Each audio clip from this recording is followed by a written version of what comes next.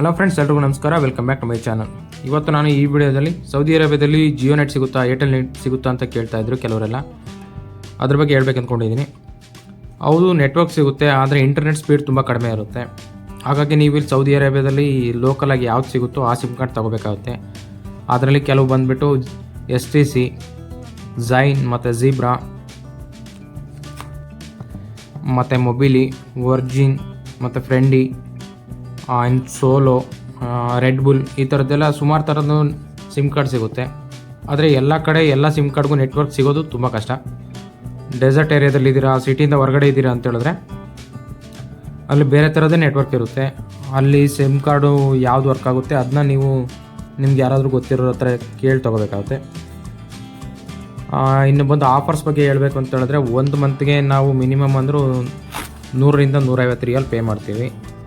ನೋಡ್ಬೋದು ನೀವು ಇಲ್ಲಿ, ಇದು 110 ರಿಯಾಲು, ಇದಕ್ಕೆ ಪ್ಲಸ್ ವ್ಯಾಟ್ ಇರುತ್ತೆ. ಟೋಟಲಾಗಿ ನೋಡಿ 126 ರಿಯಾಲ್ ಆಗುತ್ತೆ.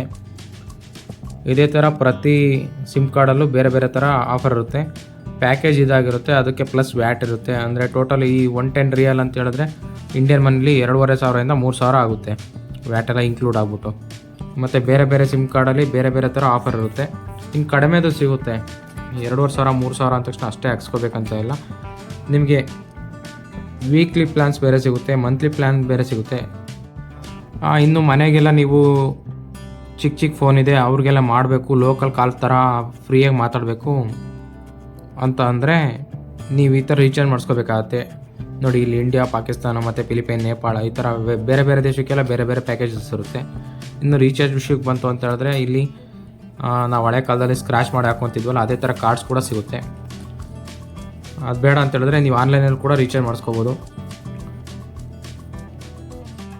ನೀವೇನಾದರೂ ಸೌದಿ ಅರೇಬಿಯಾಗೆ ಬರ್ತಿದ್ದೀರಾ ಫಸ್ಟ್ ಟೈಮ್ ಅಂತ ಹೇಳಿದ್ರೆ, ಅಲ್ಲಿ ಏರ್ಪೋರ್ಟಲ್ಲಿ ಸಿಮ್ ಕಾರ್ಡ್ ತಗೊಳ್ಳೋ ಅವಶ್ಯಕತೆ ಇರೋದಿಲ್ಲ.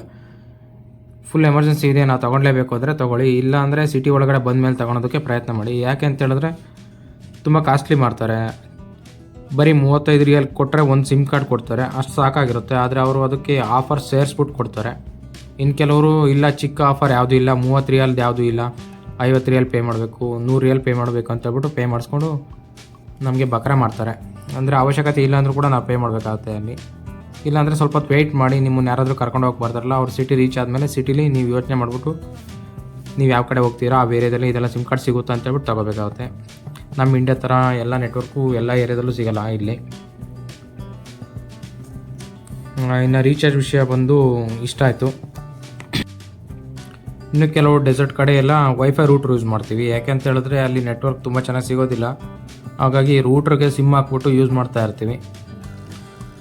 ಆವಾಗ ಇನ್ನು ಕೆಲವರೆಲ್ಲ ಶೇರ್ ಮಾಡ್ಕೊತಾರೆ. ಶೇರ್ ಮಾಡ್ಕೊಂಡಾಗ ಅಂದರೆ 110 ರಿಯಾಲ್ ಇದ್ದರೆ 3 ಜನ ಇಲ್ಲ 4 ಜನ ಶೇರ್ ಮಾಡ್ಕೊಂಡು ಅನ್ಲಿಮಿಟೆಡ್ ಯೂಸ್ ಮಾಡೋ ಥರ ಮಾಡ್ತಾರೆ.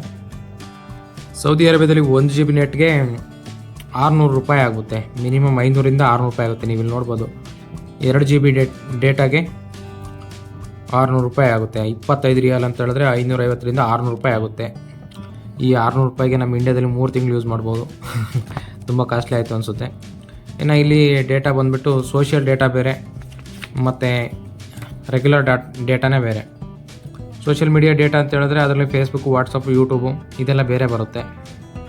ಸ್ನ್ಯಾಪ್ಚಾಟ್, ಇನ್ಸ್ಟಾಗ್ರಾಮ್ ಎಲ್ಲ ಸೋಷಿಯಲ್ ಮೀಡಿಯಾ ಡೇಟಾದಲ್ಲಿ ಬರುತ್ತೆ. ನೀವು ಇಲ್ಲಿ ನೋಡ್ಬೋದು 40 GB ರೆಗ್ಯುಲರ್ ಡೇಟಾ ಬರುತ್ತೆ ಮತ್ತು ಅನ್ಲಿಮಿಟೆಡ್ ಸೋಷಿಯಲ್ ಮೀಡಿಯಾ ಮತ್ತು 1000 ಮಿನಿಟ್ಸು ಲೋಕಲ್ ನೆಟ್ವರ್ಕ್ಗೆ ಯಾವುದಕ್ಕೆ ಬೇಕಾದರೂ ಕಾಲ್ ಮಾಡ್ಬೋದು. ಇದರಲ್ಲಿ STC ಇಲ್ಲಾದರೆ ನಿಮಗೆ ಇಂಟರ್ನ್ಯಾಷನಲ್ ಕಾಲ್ ಕೂಡ ಸಿಗುತ್ತೆ. ಇದು 40 GB ಮತ್ತು ಅನ್ಲಿಮಿಟೆಡ್ ಇರುತ್ತಲ್ಲ, ಇದೆಲ್ಲ ಸ್ವಲ್ಪ ಕಡಿಮೆ ಆಗುತ್ತೆ, ಆ ಥರ ಇರುತ್ತೆ. ಮತ್ತು ನೀವೇನಾದರೂ ಸೌದಿ ಅರೇಬಿಯಾಗೆ ಬಂದಿದ್ದೀರಾ ಇಲ್ಲ ಕುವೈತ್, ಕತಾರ್ ಎಲ್ಲ ಬಂದಿದ್ದೀರಾ ಅಂತ ಹೇಳಿದ್ರೆ ಸಿಮ್ ಕಾರ್ಡ್ ತೊಗೋಬೇಕು ಅಂತ ಹೇಳಿದ್ರೆ ಪಾಸ್ಪೋರ್ಟ್ ಬೇಕು. ಇಲ್ಲ ಅಂತ ಹೇಳಿದ್ರೆ ನಿಮ್ಮದು ಇಕಾಮಾ ಕಾರ್ಡ್ ಅಂತ ಬೇಕು. ಇಕಾಮಾ ಅಂತ ಹೇಳಿದ್ರೆ ನಿಮ್ಮದು ಆಧಾರ್ ಕಾರ್ಡ್ ಥರ ಅದು ಬೇಕು. ಅದಿದ್ದರೆ ನಿಮ್ಗೆ ಈಸಿಯಾಗಿ ಸಿಮ್ ಕಾರ್ಡ್ ಕೊಡ್ತಾರೆ. ಇಲ್ಲಾಂದರೆ ಪಾಸ್ಪೋರ್ಟ್ ಮೇಲೆ ತೊಗೋಬೋದು, ಆದರೆ ಅದಕ್ಕೆ ವ್ಯಾಲಿಡಿಟಿ ಇರುತ್ತೆ. ಪಾಸ್ಪೋರ್ಟ್ ಮೇಲೆ ತೊಗೊಂಡಿರೋ ಸಿಮ್ ಕಾರ್ಡ್ಗೆ ವ್ಯಾಲಿಡಿಟಿ ಇರುತ್ತೆ.